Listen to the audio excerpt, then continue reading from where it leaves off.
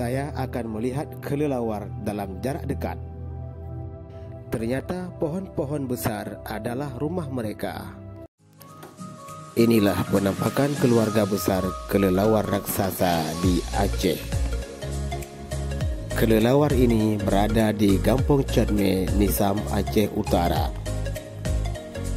Kelelawar adalah salah satu anggota dari kelompok mamalia dan satu-satunya hewan dari kelompok ini yang mampu terbang. Ditambah dengan kemampuan navigasi pada malam hari dengan menggunakan sistem orientasi akustik atau ekolokasi, menjadi kelelawar sebagai hewan yang menarik dan memikat hati. Ukuran kelelawar berkisar dari lebar sayap lebih dari 5 kaki, 150 cm, hingga lebar sayap kurang dari 2 inci atau 5 cm. Mereka ditemukan di hampir semua bagian dunia, tetapi paling banyak ditemukan di daerah tropis.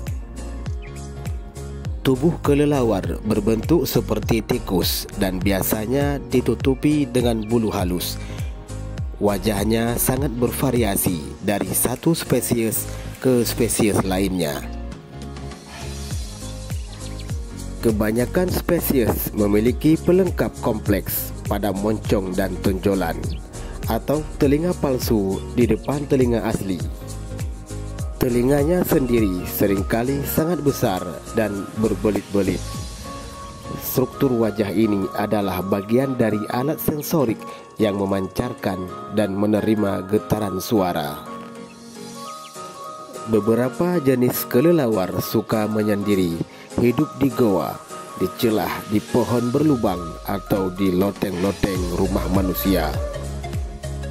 Namun berbeda dengan jenis kelelawar ini, mereka membuat komunitas hidup di pohon-pohon di wilayah perkotaan kampung masyarakat.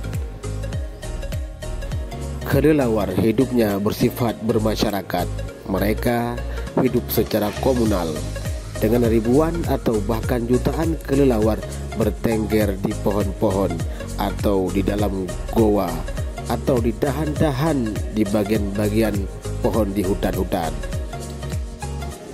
Namun seluruh koloni kelelawar meninggalkan sarang tempat mereka bertengger di malam hari dan mereka kembali bersama-sama di pagi hari.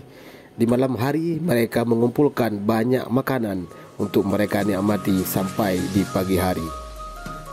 Bagaimana dengan spesies jantan dan betina? Mereka tidak melakukan kontak kecuali hanya pada musim kawin saja.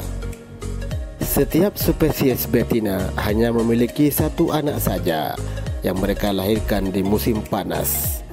Anak-anaknya selalu digendong kemanapun dia pergi, hanya beberapa hari saja. Sahabat Hutardi Georgia, inilah sekelumit tentang kelelawar yang ada di Aceh. Salam.